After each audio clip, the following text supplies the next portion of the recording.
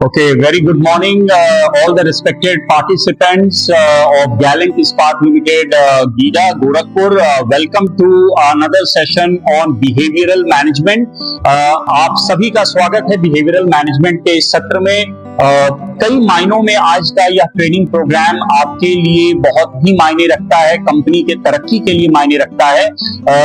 आप लोगों को पता है, आप लोग इस लीडरशिप फनल प्रोग्राम जो इमर्जिंग लीडर्स ऑफ गैलेंट के प्रोसेस में आप लोग भी शामिल हैं।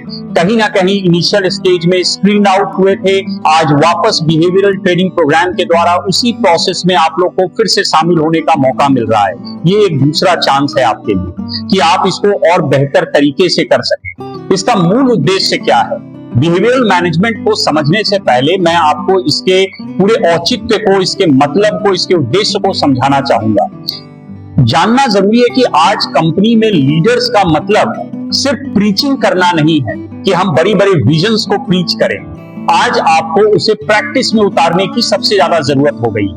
आप किसी और पर भरोसा करें कि वो मेरे विजन को, मिशन को एग्जीक्यूट करे के जगह रैदर आपको खुद ऑन द ग्राउंड उतरकर उस काम को मॉनिटर करना, उसको एग्जीक्यूट कराना, उसके right from the initiation to the execution and post execution सारे फेजेस पर अपनी नजर लगा के रखना और उसे करवाना, ये एक लीडर की जिम्मेदारी हो गई है। और आज एक great manager versus great leader की डिस्कशन पूरे ग्लोबल लेवल पर चल रही है। अब इस बिहेवियरल मैनेजमेंट को समझने के लिए मैं कल का उदाहरण आपके सामने रखूंगा। कल भारत वर्ल्ड कप जीत गया, राइट? एंड कितने लोगों ने पूरा मैच देख पाए? कितने लोग? 2-3 लोगों ने मैच देखा, बट न्यूज में सबको पता है कि भारत वर्ल्ड कप जीत गया न्यूजीलैंड को हराकर। कई लेसन्स थे जो इस पूरे टूर्नामेंट से हमें सीखने को मिला, जो मैं आपको as a part of behavioural आपके साथ शेयर करूंगा। आपने देखा एक वर्ड कल बार बार यूज हुआ, रिडेम्पशन। बार बार एक वर्ड यूज हुआ, रिडेम्पशन, REDMPTION, रिडेम्पशन। इसको समझना बहुत जरूरी है। What is redemption? इसमें एग्जाम्पल आया ईशान किशन का, संजू सैमसन का आया नाम कि रिडेम्पशन था उनके लिए। क्यों? ये वर्ल्ड कप और जो Abhishek Sharma throughout world number 1 batsman T20 format के, वो वर्ल्ड कप में कुछ खास नहीं कर पा रहे थे। 0-0-0 पे आउट हो रहे थे, एक अच्छी ओपनिंग नहीं दे पा रहे थे, right? He is considered to be the leader in this kind of batting. T20 format के वो लीडर माने जा रहे हैं कि वो तो एकदम आएंगे, आतशी पारी खेलेंगे, लेकिन it didn't work out some way. वो लो फील कर रहे थे, वो डिप्रेशन में चले गए थे, पर उनकी टीम उनको लगातार, उनके सीनियर्स, उनके सपोर्ट स्टाफ्स, उनके कोच उनको लगातार याद दिला रहे थे कि just one good inning and you are back. होता है, इंसान कभी ना कभी कोई खराब फॉर्म से, खराब समय से गुजरता है। हम सभी उस चीज से गुजरते हैं, लेकिन कैसे बाउंस बैक किया जाता है वो एक पूरी प्रक्रिया होती है। कई बार आप वही इंसान हैं, आप वही खेल रहे हैं, पर कई बार आप वो नेचुरल गेम भूल चुके होते हैं। उस क्षण आपको याद नहीं रहता है, जैसे हनुमान जी को याद नहीं था कि वो उतने बड़े समुद्र को लांघ सकते हैं। चुटकी की बात है उनके लिए, वो भूल गए थे, पर उन्हें याद दिलाया गया। वही आपके और मेरे साथ है, हम सबके साथ है। हम लोग फर्स्ट डे हायर हुए हैं because on the basis of our merits. आज उसी के कारण आप यहां हैं, मैं यहां हूं। हम लोग कहीं ना कहीं अपने स्ट्रेंथ पर खेल रहे हैं, बट कहीं ना कहीं हमारी वीकनेसेस हम पर हावी हो जाती है और हम अपने स्ट्रेंथ्स को we tend to forget it. उसी को याद करने का तरीका कैसे होता है, वो कल के एग्जाम्पल से, और ये कहीं ना कहीं हमारे बिहेवियर में दिखता है। आप देखेंगे जो एग्रेसिव बैट्समैन है, वो बैकफुट पे जाके डिफेंसिव खेलने की कोशिश कर रहा है, वो अपनी टेक्निक को बदलने की कोशिश कर रहा है, और वो उसमें आउट हो रहा है क्योंकि ऑपोजिशन को पता है कि अभी ये एक लीन फेज से गुजर रहा है, हम इसके ऊपर डोमिनेट कर सकते हैं। अभी आप मेरी सारी बातों को अंतरात्मा से सुन, आप सिर्फ कानों से सुनकर इसको याद करने की कोशिश मत कीजिएगा। इसको अपने लाइफ के साथ, जैसे एज वी मूव ऑन, आप इसको पूरी तरह से अपने लाइफ के साथ कनेक्ट कीजिए, भावनाओं के साथ कनेक्ट कीजिए। Behaviour is all about perception. आप किसी चीज को कैसे परसीव करते हैं, कैसे एज्यूम करते हैं, उसी के अनुसार आपका बॉडी लैंग्वेज, आपकी सोच, आपके रिएक्शंस, सारी चीजें रिफ्लेक्ट होती हैं दूसरों के साथ। तो रिडेम्पशन का मतलब क्या होता है? डिक्शनरी मीनिंग है रिडेम्पशन का कि कोई चीज जो आप खो रहे हो उसको वापस पाया जाए। यानी कोई अपना फॉर्म खो रहा था, उसने अपना फॉर्म वर्ल्ड कप के फाइनल में पाया। कोई ईशान किशन टीम में नहीं थे, अभिषेक शर्मा टीम में थे, लेकिन उनकी टीम, अब अगला मैच वो उन्हें खिलाया जाएगा या नहीं, he was insecure about it because of his poor performance in the world cup, entire world cup tournament. लेकिन उन्होंने फाइनल के दिन 52 मारा और अपनी फॉर्म को वापस लाया, जिससे उनका कॉन्फिडेंस, मोरल हाई हुआ, राइट। दूसरी तरफ ईशान किशन जो 2 सालों से टीम इंडिया से बाहर थे, अचानक में luck favoured him because he, फिर again I explain luck and hard work and we will discuss on that in details. Please do remind me if I forget कि हार्ड वर्क और luck, इस पर हम लोग बात करेंगे। बट उन्होंने लगातार विजय हजारे, रणजी ट्रॉफी वगैरह में लगातार झारखंड की तरफ से परफॉर्म किया। He was back in the Indian team और उसके बाद वो फर्स्ट मैच से आतिशी पारी खेल रहे थे, जो अभिषेक शर्मा से अपेक्षित था। दूसरी तरफ संजू सैमसन जो बहुत अच्छा खेल रहे थे, वो अचानक वर्ल्ड कप से पहले न्यूजीलैंड टेस्ट मतलब सीरीज में खराब परफॉर्म करने लगे और उन्हें टीम में, मतलब वो बैटिंग लाइन में से निकाल दिया गया। जब वो 4-5 मैच नहीं खेले, what did he actually do? एक माइंडसेट को समझने की कोशिश कीजिएगा कि वो संजू सैमसन जब वापस आते हैं, 4 मैचों में बैठा दिया गया था वर्ल्ड कप के, और चौथे मैच से जब वो आते हैं 5वें match, he was in full form. 100 against West Indies, 97, 89, 2 अभी कल के भी मैच में, तो इस तरह का एक परफॉर्मेंस लेकर वो आते हैं and gets the player of the tournament. ये एक माइंडसेट, इसको अपने से जोड़िए कि आप हैं संजू सैमसन। क्या ऐसा गलत हुआ? इंसान वही है, खेल भी वही रहा है, पर वो कभी हाई था और अचानक वो बैक टू बैक फ्लॉप हो रहा है। और वही कोई हाई पर, वही अभिषेक शर्मा के साथ। और क्या होता है जब वो वापस आता है, उसका बॉडी लैंग्वेज बदल चुका होता है। ऐसा वो क्या कर रहा है, क्या करिश्मा हुआ उसके? इसी चीज को एक वर्कफोर्स को समझाने और समझने की जरूरत होती है।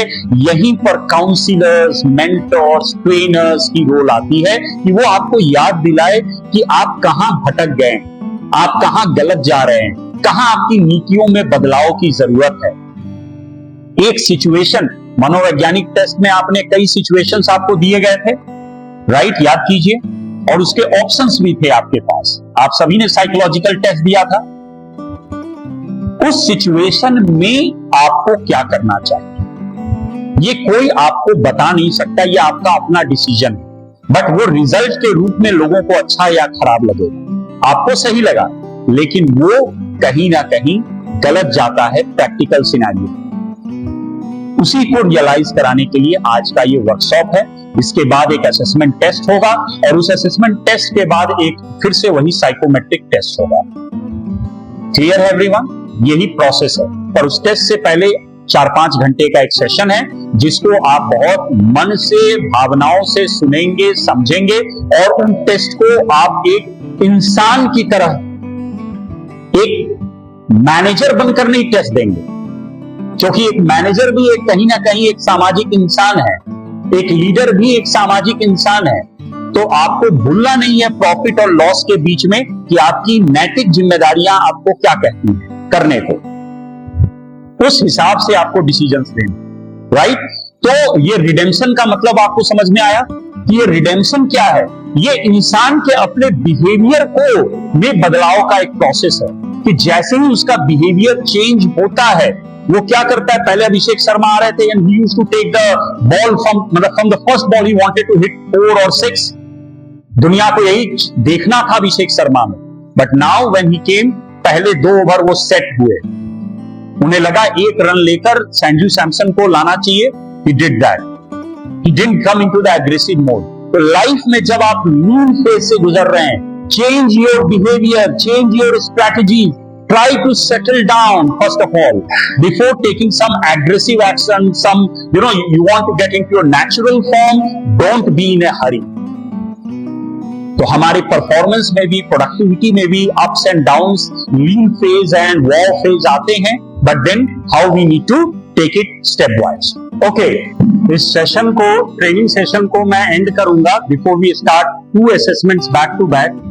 बड़ा लक्ष्य है, बड़ा ध्येय है सामने, कर उठते कितने मसाल को थामने, निर्णायक क्षण आज हो गया त्याग का, आए जिन्हें जनहित के लिए अनुराग है, चलो साथ यदि मुसीबतें स्वीकार हो, आवश्यक नहीं कि हाथ हजार हो, सृजनशील हो चाहे 2 या 4 हो.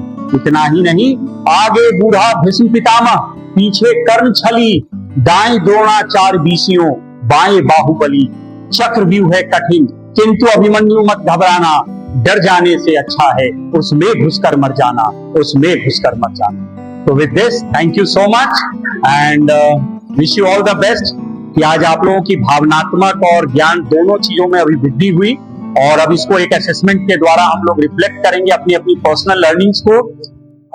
आज का जो ट्रेनिंग सेशन हुआ है, आज सर ने बहुत कुछ चीजें जो हम लोग को डे टू डे लाइफ में यूजफुल होता है, उसके लिए हम लोग को step by step procedure wise हमको बताए हैं.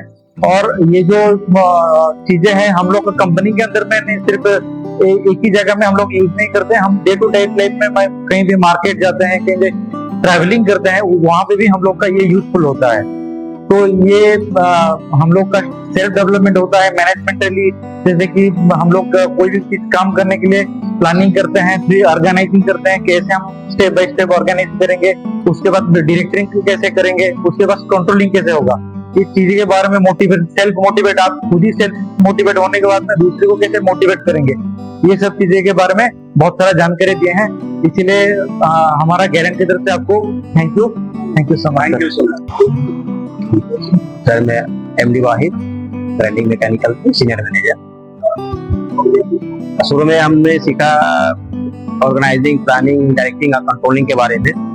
तो कार्य तो हम सबको पता है, पर करते करते क्या हम कभी कभी अपने गोल को स्किप कर जाते हैं, और दाएं बाएं होते हुए हम अपने गोल तक पहुंचने में या तो डिले हो जाता है या जरूर से ज्यादा टाइम लग जाता है. तो हमें अपने जो हम कोई चीज को करने का प्लानिंग कर लेते हैं, तो अपने को उसको ऑर्गेनाइजिंग तो कर रहे हैं और प्लानिंग भी कर रहे हैं, पर कंट्रोलिंग नहीं हो पाता है. कंट्रोलिंग के लिए अपने टीम के साथ अटैच रहना पड़ेगा, सीनियर मैनेजमेंट के साथ भी कम्युनिकेशन होना पड़ेगा, काम करने में क्या दिक्कत हो रही है ऊपर वाले को, मतलब टॉप मैनेजमेंट को बताना पड़ेगा कि हमें ये दिक्कत हो रही है, बॉटम मैनेजमेंट को लेकर चलना पड़ेगा, और नीचे वालों को अपना अपना गोल स्पेसिफाई करना पड़ेगा, भाई तुम ये करो, तुम्हारा काम ये जो है. प्रॉपर कम्युनिकेशन, सही तरीके से अपने को ये कंट्रोलिंग करना, तब जाके हम अपने गोल को अचीव कर पाएंगे और एक टीम का आउटपुट मिल पाएगा. मेरा नाम अतुल पांडे, मैं एजीएम परचेज. आज लास्ट टाइम जो ट्रेनिंग हुआ था उसमें बाय मिस्टेक मैं नहीं प्रेजेंट हो पाया, मैं थोड़ा लेट हो गया था. आज मैं स्टार्टिंग से मतलब कुछ जानने की इच्छा थी. ये तो ट्रेनिंग है, कंपनी का ट्रेनिंग है, ट्रेनिंग दे रही है, वो हमारे लिए भी है और कंपनी के लिए भी, लेकिन हमको खुद अपने से कुछ जानने की इच्छा थी कि इस ट्रेनिंग में होगा क्या, हमको क्या प्रमोट किया जाएगा, किस हिसाब से हम अपने आप को बेटर कर सकते हैं, उसमें थोड़ा सीखने की हमको अपने अंदर से पर्सनल एक जागृति थी. मैं काफी कुछ अच्छा सीखा, सर ने काफी कुछ अच्छा बताया जो हम अपने टीम के साथ में कंपनी के लिए कर सकते हैं, और उससे हम बहुत सारी चीजें जो हम लोगों के आज के डेट में कर रहे हैं, कभी कुछ एटमॉस्फियरिक चेंजिंग है, कोई हमारा कलीग हमसे नाराज है या कोई हमारा बॉस कभी हमसे नाराज है या कभी कुछ है, किस टाइप, ये सब चीजें प्रैक्टिकली काफी अच्छा उन्होंने बताया जो हम लोगों के जीवन में प्रैक्टिकली होता है, डेली एक्टिविटी में हम लोगों के ऑफिस में ही हो रहा है. वो सब चीजों को कैसे हम लोग संभालेंगे उसमें। जैसे होता है क्या कि कोई हमको कुछ ऐसा बोला जो हमको हर्ट हुआ, उस टाइम पर हमको कैसे अपने आप को संभालना और उनको भी हर्ट ना हो और आप परफॉर्म भी अपने परफेक्ट तरीके से कर पाए, ये चीजें बहुत अच्छा आज रंजन साहब ने मतलब बताया है, जो हम लोगों के सीखने योग्य है। हम कोशिश करेंगे जो इन्होंने बताया उसको आगे हम यूज करने के लिए अपने प्रैक्टिकल फ्यूचर में। Thank you.